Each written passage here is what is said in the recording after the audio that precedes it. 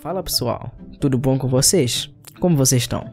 Então, não é desde já que os fãs de One Piece têm costume de babar bastante o ovo do nosso queridíssimo Eiichiro Oda. Algumas coisas os fãs realmente têm razão e são coisas de explodir a cabeça de qualquer um.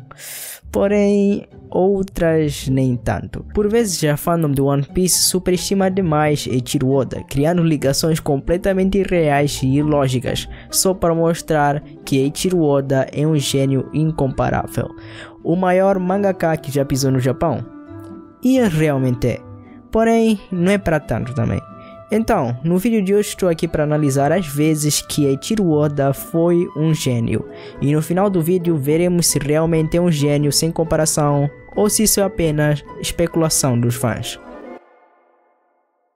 Uma das vezes que Eiichiro Oda se provou ser um gênio e ter o controle total da sua obra foi mostrado na capa do capítulo 70. Como vocês podem ver, os Mugiwaras estão vestindo roupas tradicionais japonesas, o que em si já poderia ser uma evidência que futuramente vamos ter o arco do Wano, mas até aí seria uma forçação de barra, porque eles só estão vestindo roupas tradicionais japonesas, isso não dá indício praticamente de Wano nenhum. Porém, se você for ver bem, a logo de One Piece está diferente e a caveira nela é idêntica ao Kinemon. Kinemon, um espadachim do país de Wano que é fortemente inspirado no Japão feudal, só foi aparecer no capítulo 663 do mangá, uma distância de quase 600 capítulos. Chega a ser difícil imaginar que um ser humano pensou em algo durante esse todo o tempo, e o Oda pode não ter pensado nisso desde o início. Pode ser que ele realmente só pegou esse elemento e decidiu criar um personagem com base nessa aparência, decidiu criar o Kinemon com base nessa aparência. Mas apesar de ser ou não ser planejado, o Oda continua sendo gênio, pois gerir esses elementos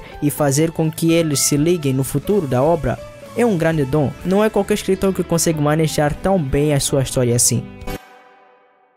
Outra das vezes que Eiichiro Oda se provou um gênio foi durante a capa do capítulo 520. Ao olhar para esta capa, consegues ver uma coisa diferente. Bom, se você não sabia desta capa, provavelmente você não pegou a genialidade do Oda. Mas essa capa colorida saiu antes da morte do Ace no mangá. A morte do Ace no mangá aconteceu no capítulo 553 e essa capa foi mostrada no capítulo 520. Isso dá cerca de um ano antes do acontecimento para o outro. Mas então, essa capa que lançou um ano antes estava prevendo a morte do Ace. Nela, se olhares com mais atenção, vais ver que o Luffy em uma das mãos está a segurar uma carta do Brook, que querendo ou não é uma caveira. Em outra das suas mãos ele tem um as de espadas, e em inglês as de espadas é literalmente Ace of Spades. Isso, juntamente com a caveira, que por si só já traz um sinal de morte, indica a morte do Ace. E ainda por cima, se você for ver o rosto que o Luffy está fazendo nessa capa, é basicamente a mesma expressão que o Luffy fez quando o Ace morreu em seus braços. Com isso, principalmente pela circunstância que esse capítulo foi postado, é difícil dizer que foi apenas uma coincidência ou que o Oda usou elementos antigos para fazer um retcon. Então, o mais provável é que realmente Eiichiro Oda tenha deixado esse foreshadow da morte do Ace. Outra coisa interessante que nos foi deixada nas capas coloridas de One Piece, sim, nas capas de novo, vão se acostumando que o Oda costuma deixar inúmeras pistas, principalmente nessas capas. Desta vez na capa do capítulo 319, podem ver nesta capa, novamente os Mugiwaras estão trajados com a roupa tradicional japonesa, o que já remete ao ano tal como aquela outra. Porém, nesta temos alguns detalhes a mais, como podemos ver na roupa do Luffy, temos o símbolo do clã Kozuki. E não podemos ignorar o dragão gigante rosa que está atrás dos personagens. Isso é claramente uma referência ao Wano e o Momonosuke, que esses elementos só seriam introduzidos lá para frente do mangá. Isso é surreal. Devem ter se passado uns 10 anos desde um acontecimento para o outro. Mas como eu disse antes, talvez isso seja só o Oda aproveitando elementos antigos para depois introduzir na história. Mas na minha opinião, muito provavelmente o Oda já estava pensando mais ou menos como seria o arco do Wano, pelo menos os conceitos. Já naquela altura, a gente já estava prestes a ser apresentado aos 4 imperadores e no próximo arco teríamos a primeira citação do país do Wano. Então muito provavelmente Oda nesta capa estava apenas cozinhando para nós. Uma das coisas que os fãs usam para mostrar o quão genial Eiichiro Oda é que no capítulo 92, durante a execução do Luffy pelo Buggy, é possível ver pessoas de costas com uma roupa idêntica ao Sabo, com o seu chapéu característico e tudo. Essa aqui é bem difícil de comprar, pela aparição ser bem vaga. Se formos ver, até faria sentido o Sabo estar presente na execução do Luffy, afinal o Dragon também estava lá. Então, nada impede do Sabo também estar presente lá, afinal o Sabo está no segundo comando do exército revolucionário. Então, por pouco provável que seja, talvez realmente o Oda tenha colocado o Sabo propositalmente naquela cena. Outro detalhe bem interessante no mangá do One Piece aconteceu durante o arco de Punk Hazard. Bom, durante este arco somos apresentados ao Kinemon e ao Momonosuke, e neste mesmo arco o Oda deixou alguns detalhes bem interessantes sobre os personagens. Em algum momento de Punk Hazard, Kinemon espanca um dragão verde que estava lá. Quando questionado, ele diz que era como se aquele dragão tivesse matado toda a sua família. E no final do arco, Sanji prepara uma refeição em um panelau gigante para todas as pessoas que estavam em Punk Hazard. Porém, Momo, assustado, se negou a comer aquela comida. Isso a gente só foi descobrir o porquê uns bons capítulos depois, com a chegada do Wano e com a chegada do flashback do Oden.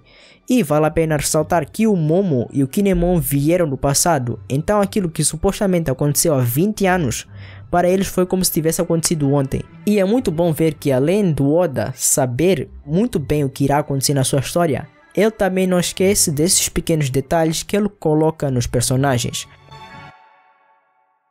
Na capa do volume 25, Oda deixou uma enorme pista para um dos acontecimentos gigantescos num dos capítulos mais recentes do mangá. Uma diferença de 12 anos, Oda deixou um indício dos próximos 4 Yonkous no mangá. Como vocês podem ver na capa do volume 25, nela podemos ver quem está em destaque é o Buggy, o Teach, o Luffy e o Shanks. A gente só irá descobrir no capítulo 1053 que isso era uma pista deixada pelo Oda sobre os futuros 4 imperadores, que são eles o Buggy, o Teach, o Luffy e o Shanks. Ainda se não bastasse, na capa do volume 105, Eiichiro Oda meio que refez a capa, com as exatas mesmas poses, mas desta vez com os visuais atualizados dos personagens. Uma coisa bem interessante dentro do mangá, e que provavelmente se os fãs do One Piece não fossem tão fissurados no mangá, ninguém teria notado, é que o Oda gosta muito de brincar com as recompensas dos personagens, fazendo Goroase. Se você não sabe o que é Goroase, é basicamente um jogo de números na língua japonesa, que podem formar algumas palavras, se forem lidos dígito por dígito. E o Oda brinca bastante com isso nas recompensas mais famosas dos personagens. Ele normalmente faz isso com os números mais baixos das recompensas dos personagens. Por isso que você vê a recompensa do Kaido, por exemplo, ela é 4 bilhões 600 milhões e tal. Nunca é um número certo. E é com esses números que o Oda normalmente faz a sua brincadeira. Alguns exemplos disso é a recompensa da Big Mom, que termina com 88. E o Gorosei disso, isso seria algo como haha, que no japonês significa mãe. A do próprio Kaido também tem isso, terminando com 110, que significa algo como bestas. A recompensa do Shanks também, ela termina com 489, que forma Shiyaku, que é basicamente a forma como se pronuncia o nome do Shanks em japonês. Esses são só alguns dos exemplos, existem muitos outros. A do Barba Branca forma Shiro, a do Roger forma seu nome e entre outras dezenas de outras recompensas. Então, com essas todas as informações que tivemos nesse vídeo, podemos deduzir que Eiichiro Oda realmente é um gênio. A forma como ele trabalha os elementos da sua obra e interliga todos eles de uma maneira muito bem feita. Tipo, independente se for retcon ou não, é necessário ter um nível de maestria gigantesca para gerir esses elementos tão bem quanto ele. E principalmente é uma história tão longa quanto One Piece. Mas é isso. Espero que tenham gostado do vídeo. Vejo-vos na próxima. E tchau!